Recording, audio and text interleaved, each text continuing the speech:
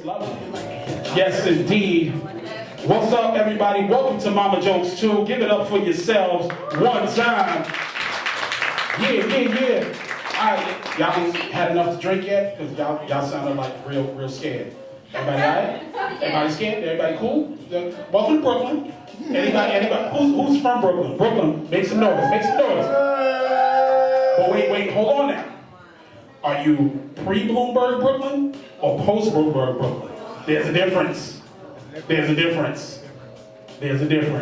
If you have not been robbed at Eastern Parkway or Broadway Junction, then it means you are not from pre-Bloomberg Brooklyn. There's a whole difference. Okay, shout out you, okay. First off, shout out to you surviving. Props to you, for real. You know what I'm saying? Because I remember when murder was just black, like if you ain't know nobody, you was gonna get shot as soon as you got off that J train. Hey, I'm looking for 1008, pop. Oh my God. But yo, let me introduce our host or co-hosting with me tonight. Y'all know him, RanDAMan. Reed, give it up for him one more time, please. With his official Planet Brooklyn shirt. Yeah, Planet Brooklyn cat. First off, well, let him know. Wow, you are tall. I'm not tall. I'm just, height advantaged. Oh, it's all true that I have a cross eye. It's a superpower, yo. Yeah, Because of this cross eye, I can do a lot of shit. Such as, I can walk into a room and know where all the exits are. There's an exit, there's an exit. You need to know that shit in Brooklyn. I can walk down the street with a girlfriend and look at other women and she can't say shit. You knew what you signed up for. Don't you act different. I can literally think back to when my mother taught me how to cross the street.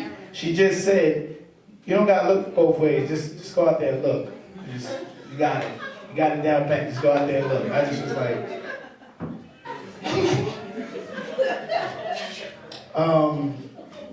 but it's not all crooked. It's not all crooked rainbows and sunshine. No. Because this shit gets me in a lot of trouble. Like, the other day, me and Logic was having a conversation.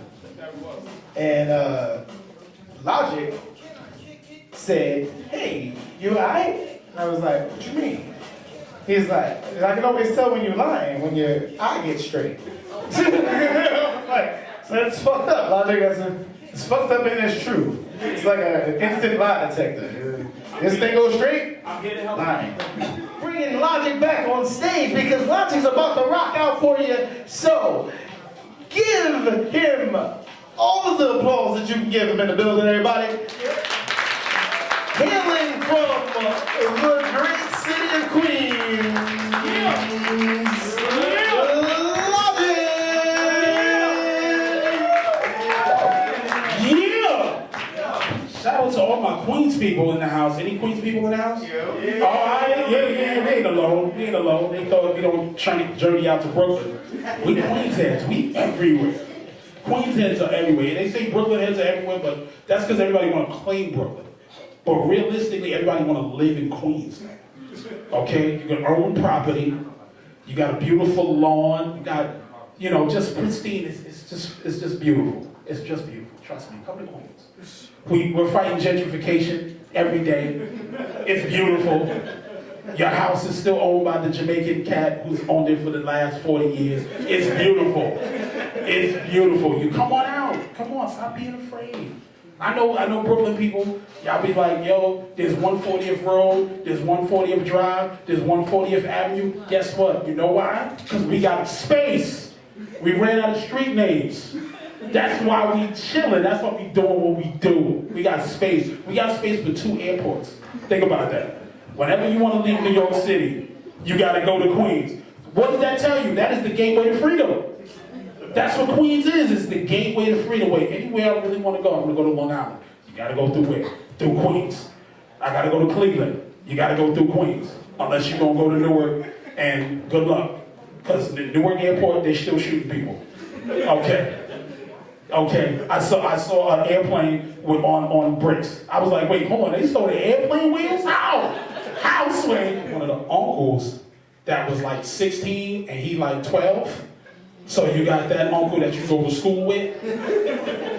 Everybody know that uncle, like, wait, that's your uncle? Like, your uncle? Like, wait, that's your mom's brother? Uncle? For real? Like, no, you playing. Like, nah, that's my uncle. And they be embarrassed because it's like, yo, give me a chocolate milk. Yo, I say give me a chocolate milk. Nephew, give me a chocolate milk. You be like, oh, like, did he pull the uncle card out on you? But you about to catch up in him because you know he ain't graduated. He ain't getting promoted. You gonna be graduating with your uncle. Come on now. That's crazy. But yeah, I was there. I went through that. Then we left for Queens, and you know, I ain't looked back since, I ain't gonna lie. What Queens got me, they had backyards, B. Backyards and football in the front yard. It was beautiful. I was hooked. It was something about like, wait a minute, hold on. We got parking. I ain't gotta worry about people fighting me and trying to rob me for my fresh, you know, Cortezes on the block when I come outside. What? Oh yeah, we good. Till I went down to Baisley Projects, and then I got robbed there. So it was awesome. So you know, they just separated. They just gave us more space. Well, yo, it's been lovely. Thank y'all everybody for just rocking with me and hearing me out. I'm gonna bring Rand back on the stage because his cross-eye just got straight. So yeah, he's upset with me. Now that's not the upset signal. No. The upset signal is when the eye just starts moving. And it's just like, what's wrong, Rand? I'm like, you know what's wrong. You know what you did. So let me bring out a phenomenal woman who makes pictures look good no matter what she does, whether she's in the picture or on the other side of the camera. She is everybody's best friend. She is the amazing, the astounding Aleecea!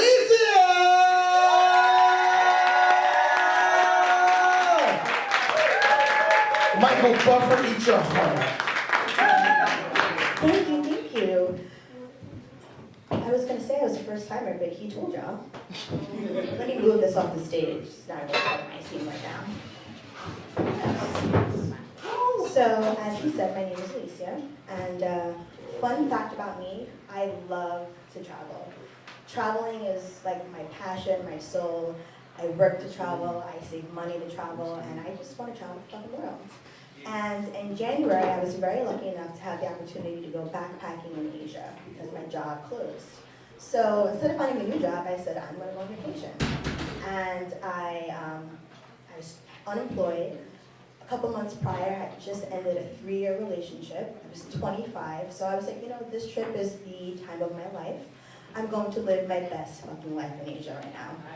So my first stop was Indonesia, and when I was there, I met 2 groups of girls in my hostel, and they said, Aleecea, you have to climb Mount Batur. You have to do the sunrise hike. You have to do it. And I was like, what is it? They're like, it's a hike. You climb it, and you see the sunrise. I'm like, cool, I bet. Let me do it. And I go to my check-in desk, and I say, hey, I want to climb this mountain. I didn't ask any questions other than, what time do I have to be ready? What time do I have to turn in? How much is it? So the next day I get picked up at 3 o'clock in the fucking morning. It's dark outside, it's raining, it's the first day of my period also. I'm like, I'm doomed. This is really bad already. So the excursion begins and we have this trail to walk before we get to the actual mountain. And it was the moment when my tour guide gave me like one of those over-the-head flashlights. And I was like, fuck, I'm really doomed. Like, what am I about to be doing right now? You're giving me an over-the-head flashlight. And I was like, all right, you got this. So we're walking. And then we get to the point where we're about to go uphill to the mountain. And people in my group, there's about 9 of us.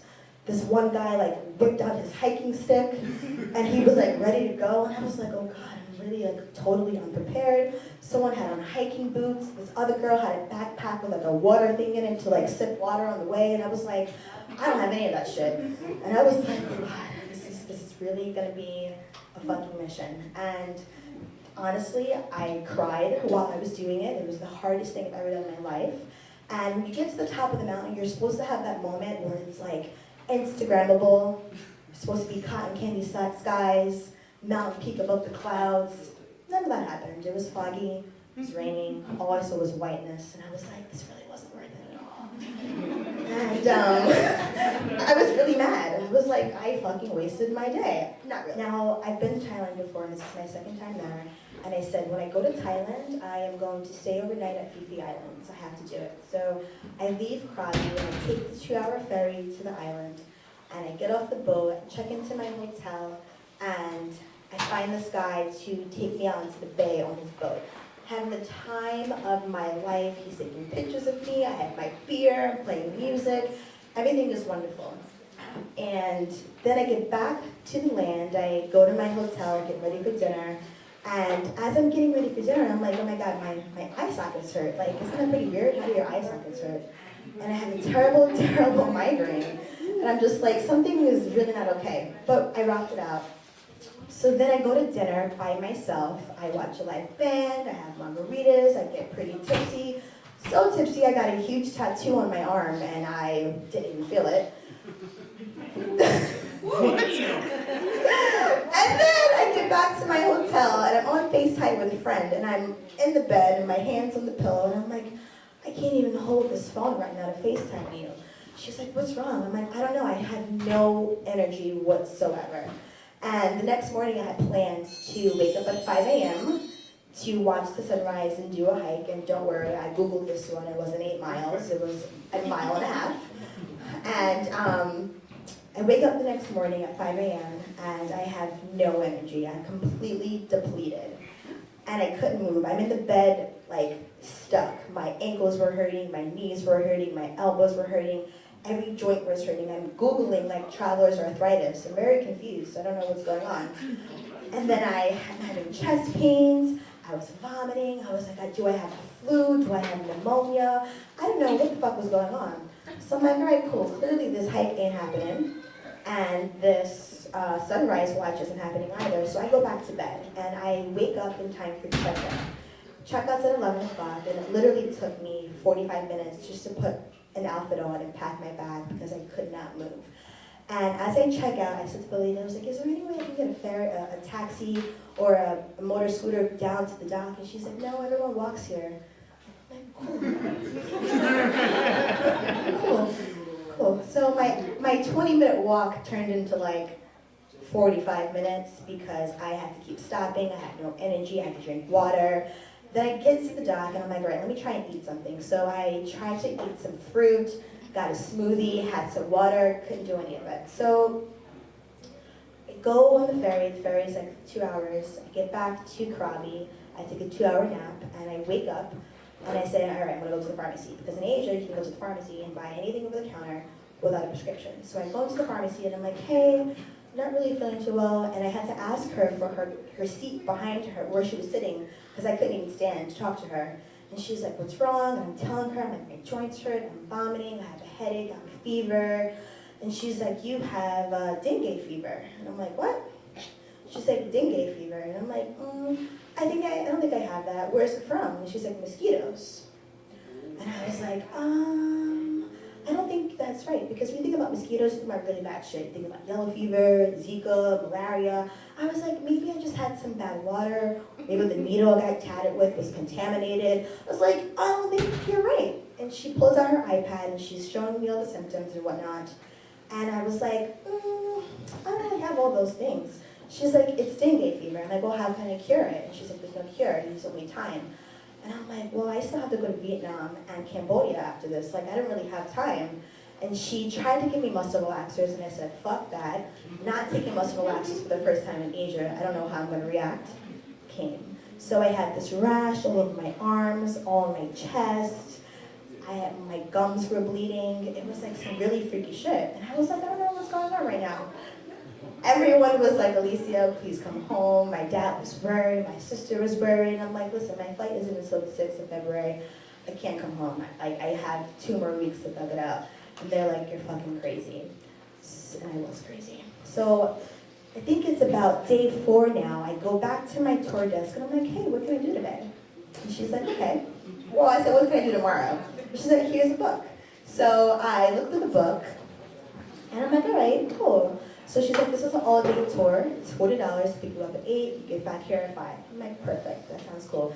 Again, I didn't ask any questions, and I just did it. So this tour was like a full-day tour in Asia. You go to a cocoa factory, you go to a cocoa field, you go to the Mekong Delta, you go to a water market, a flea market. It was a lot of fun. I actually had a really, really great time. And the last part of the tour was watching a musical performance and having lunch and bike riding. So we eat lunch, we watch the performance, and everyone on the tour is like, all right, Aleecea, all right, everyone, go grab your bikes at the back of behind the fence. So I go and I grab my bike or whatever, and my tour guide's like, no good, take this one instead. So I go and I grab another bike. I'm like, all right, I'm gonna listen to you, cool. So I'm riding my bike to the village and whatnot. I have on my backpack, my fanny pack. I'm wearing like a little straw Mortal Kombat hat. I'm like really like in the culture, like with my little triangle hat, living my best life on this bike. But then once I got down the hill, my speed accelerated on the bicycle. And I was like, oh God, I'm going quite fast. So again, we're in Vietnam. So the path I was on was not like a New York City sidewalk. It wasn't smooth. It was a little rocky, a little dirty. So I'm on this bike and I'm going down this hill and my steering wheel, my handles are like this. And I'm losing control of the bicycle. I'm like, oh my God, I have to stop the bike. I gotta stop. My brakes don't work on the bike. So I'm like, oh my God, what am I gonna do? I'm gonna fall off this bike. I literally said to myself, I am going to fall off this bike. You're gonna crash the bike. You can't stop the bike. It's over. So I was like, all right, I can either fall onto the concrete or I can fall into the grass. Can I ask you for raise your hands? Raise your hand if you would fall on the concrete. Would you fall on the concrete? No. Who would fall on the grass? Yeah. You fall on the grass, right? Because grass is softer than concrete, right? Yeah, expect that too. So I fell on the grass. And it wasn't until my front tire hit the grass when I realized that I was not falling into grass, everyone. I fell into a man-made marsh pit and I was in a complete body of water. Yes, that hat was like drifting away in the river. And I pop up, and yes, I know how to swim, but the water was still deep. The water was like up to my waist. And I'm screaming, I'm like, help, help, help! And I see heads turning, but they don't know where I'm at, and they just keep going about their business. I'm like, what the fuck? So then, this lady, who I'd been talking to earlier in the afternoon, who was in my group, she was about 40 years old, she was a solo traveler, she was a mom, she was riding her bike, I'm like, yes. And she comes past me and she sees me and she stops her bike and I'm like, fuck, I wish my brakes worked like hers did. And she throws it to the side and she's like coming to me, she's like on the edge of the river, on the edge of the concrete, like putting her hand out. And she's like, walk to me, come to me. But the bottom of this pit was clay. So my feet were stuck. I couldn't move my feet. Literally, it was like sinking slowly. I know, it's pretty much crazy. So she's like, walk to me, walk to me. I'm like, I can't move my feet. So that at one point she gets on her stomach and she's laying across the concrete to pull me to her. I get out of the water and she's like, oh my God, are you okay? Did you get bit? And I was worried about that too, because at the market we watched how you make snake skin infused vodka. So I was like, what if there's snakes in here? What if there's alligators in here? Like I was literally in a fucking marsh pit in Vietnam. And I get out of the water and she's like, I know you're really upset right now. And I regret this so much, especially in this moment. She said to me, you should really take a photo of yourself right now. And I was like, no, I'm not taking a picture of myself. This was the third moment of my trip when I was really not okay. Dengue fever was the second time. But when I'm getting to the boat, the tour guide comes running over to me. He's like, I was looking for you, I was looking for you. I said, yeah, I fell in the water. He's like, I heard. And he's like, what happened? I said, you gave me a bike and the brakes didn't work. And he's like, well, you don't check brake. Right, I didn't check the brakes. I guess if I had checked the brakes before I got on the fucking bike, none of this would have happened. So the moral of the story, y'all, is to check your brakes before you get on the fucking bike, so you don't end up in a marsh pit like I did. My name is Aleecea. Thank you for laughing with me or laughing at me.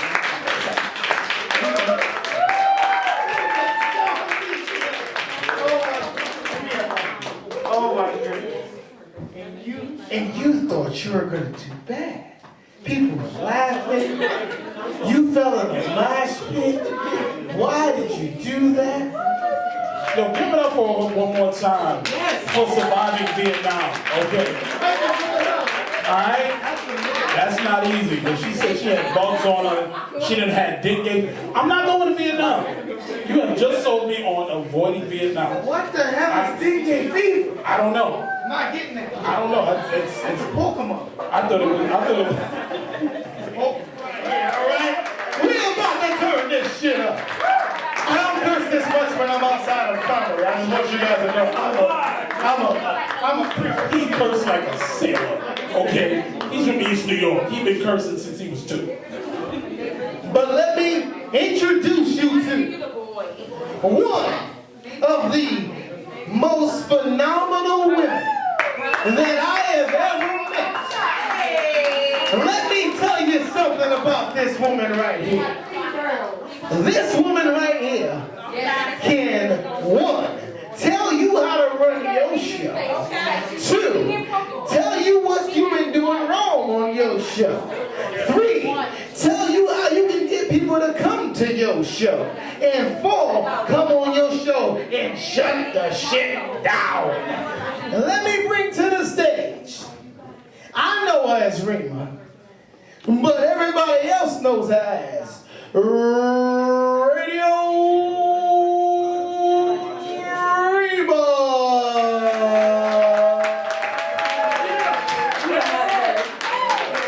So I'm a borderline cheat on this one, right? It's still funny even if I take a pause. But I want to say first and foremost, thank y'all for coming out tonight. Today is a real special day for me. Today, my angel, he made 17 years old today.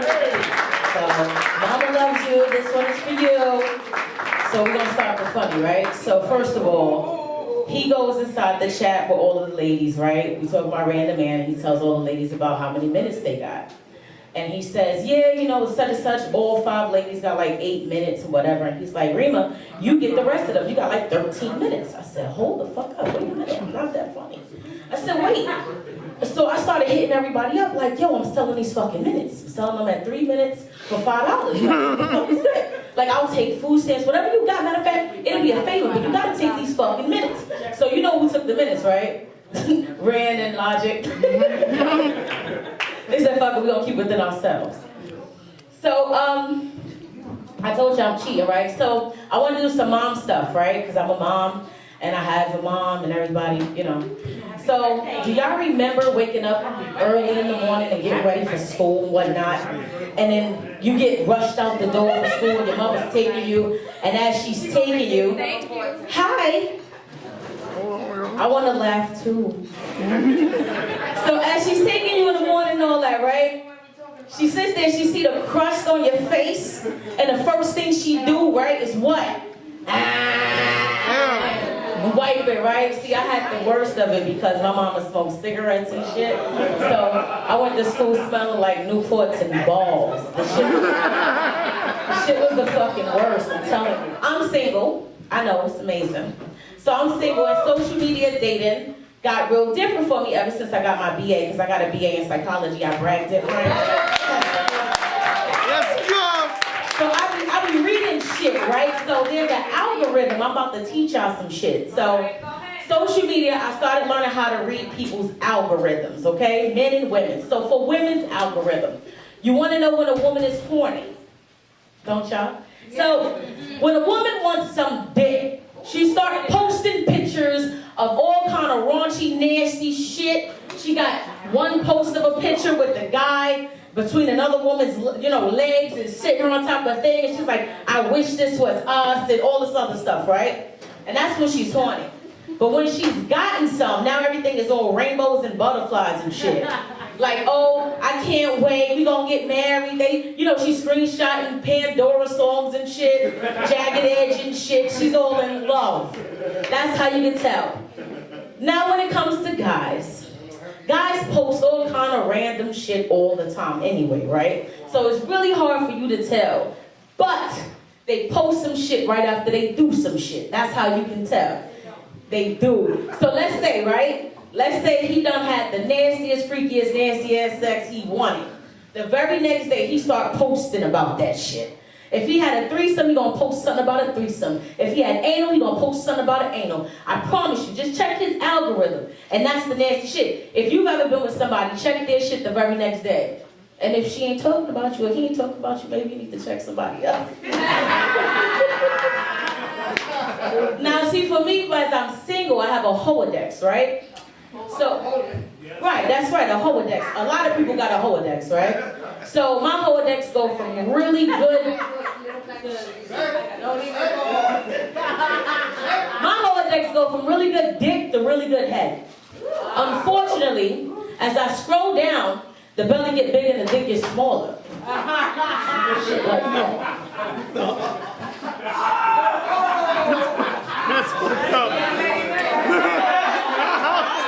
Yes. You know what I mean? I'm just saying. There's a lot of people not laughing right now. Anyway, alright, so I'm gonna wrap this up real quick, right? So before I go, right, I want to talk about something that y'all probably not paying no attention to, but somebody needs to.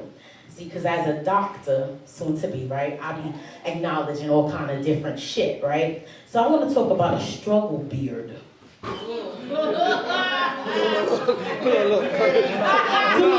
y'all know what a struggle beard look like? That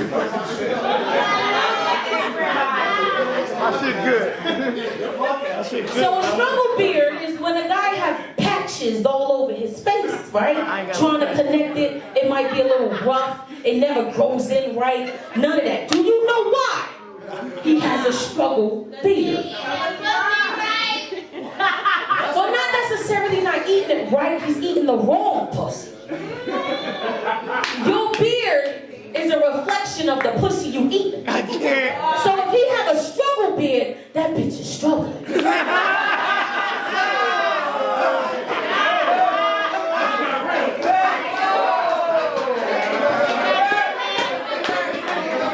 know the types I'm talking about. Y'all know. Now look, if this fall and all that shit hits shorty, got her life together, she got a car, an education. You know what I'm saying? She got her own shit. She called this nigga Uber. You getting in the Uber, baby? I got you. Don't worry about it. We're gonna eat good. Don't worry. That's the full beard. So before I get out of here, my name is RadioReema. I have to make more noise. This is my first time closing, so I want to say thank you. I want to give a shout out to everybody that came out tonight. I want to give a special shout out to my own girl, Linda at the building. That's my boy. And thank y'all for having us. And y'all want to follow me? It's RadioReema Hardbell on everything.